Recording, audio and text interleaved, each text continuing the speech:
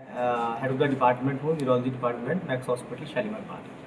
तो आज हम लोग आए हैं रोहतक में आप लोगों के माध्यम से स्ट्रोक के बारे में अवेयरनेस क्रिएट करने के लिए, क्योंकि अभी एक दिन के बाद में यहाँ वर्ल्ड स्ट्रोक डे सेलिब्रेट करते हैं हम लोग। तो स्ट्रोक जैसा कि आप लोग सब जानते हैं, जिसे ब्रेन अटैक या पैरालिटिक अटैक या लेमन लैंग्वेज में फालिशाना भी कहा जाता है, तो ये एक बहुत ही गंभीर बीमारी है। और अगर हम इसकी इंसिडेंस के बारे में देखें तो पिछले कुछ सालों का जो आंकड़ा है, पूरे देश भर में अराउंड 16 से 18 लाख केस स्ट्रोक के हर साल होते हैं।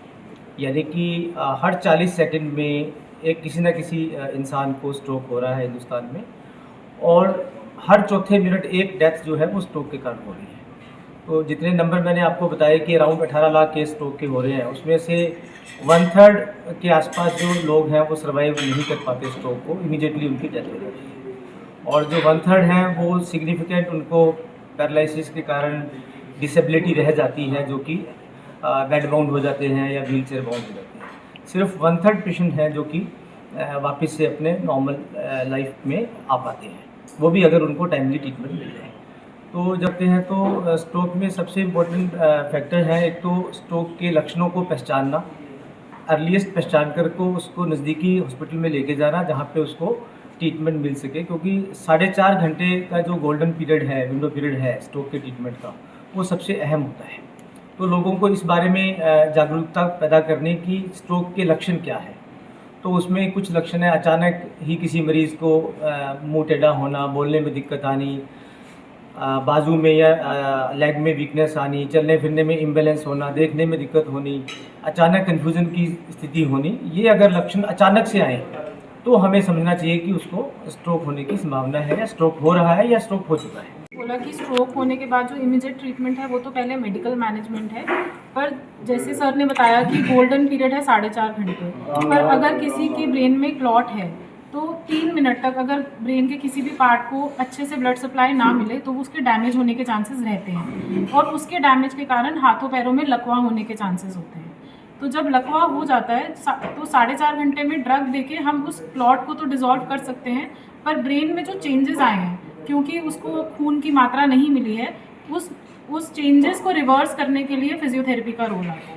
तो फिजियोथेरेपी का रोल ऐसे आता है कि जब लकवा मार जाता है तो पहले तो बाजू में, पैर में या मुंह पे भी कई बार टेढ़ापन देखा जाता है, हाथों पैरों में बिल्कुल जान नहीं होती, बिल्कुल ढीला पड़ जाता है हाथ पैर। तो वहीं से हमारा फिजियोथेरेपी स्टार्ट होता है कि हम हाथों पैरों की मूवमेंट कराते हैं। एक चीज़ कहते हैं जिसको न्यूरोप्लास्टिसिटी के नाम से हम जानते हैं, कि जब हम अपने हाथों पैरों की मूवमेंट कराते हैं तो हमारे ब्रेन को सिग्नल जाता है, और वो ब्रेन का सिग्नल हमारी जो ब्लड क्लॉट्स है और हमारी जो नर्व्स हैं उसके दोबारा से कनेक्शन बनाता है और मेमोरी बनाता है हमारी मूवमेंट, जिसको हम भूल गए हैं। तो हाथों पैरों की मूवमेंट कराना ज़रूरी है।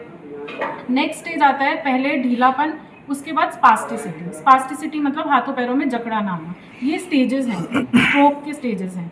तो जब जकड़न आ जाता है तो फिजियोथेरेपिस्ट का रोल आता है कि मसल टोन, यानी कि जो हाथ में टाइटनेस आ गई है उसको हम ठीक करेंगे कैसे, अपनी कुछ टेक्निक्स करके। न्यूरोलॉजी में बहुत सारी टेक्निक्स होती हैं, जैसे बोबाथ, एनडीटी, ये सब हमारे स्कूल ऑफ थॉट्स हैं, जिनको हम यूज़ करके पेशेंट को कैसे हमने उठाना है, उनको हम अलग अलग तरीके बताते हैं, कैसे अपने जो हाथ जो अफेक्टेड है, हाथ या पैर, उसको कैसे इस्तेमाल करें और अपनी रोज़मर्रा की ज़िंदगी को आगे बढ़ाएं। तो पहले हम पेशेंट को व्हील चेयर पर शिफ्ट कराते हैं, फिर उनको बैलेंस की ट्रेनिंग देते हैं, कोऑर्डिनेशन की ट्रेनिंग देते हैं, और उसके बाद पेशेंट को जो रोज़मर्रा के काम है, जैसे कि चम्मच से खाना, ठीक है, अब कुछ पढ़ना, कुछ लोगों को इसमें स्पीच के भी प्रॉब्लम्स आ जाते हैं, बोलने में स्लरिंग यानी कि हकलाना आ जाता है। तो उसके लिए कुछ थेरेपिस्ट होते हैं जो स्पीच थेरेपिस्ट होते हैं, वो काम करते हैं, वो भी हमारी रिहैबिलिटेशन का ही पार्ट होते हैं। तो स्पीच थेरेपिस्ट उनको ट्रेन करते हैं कैसे उनकी वॉइस को क्लियर करना है।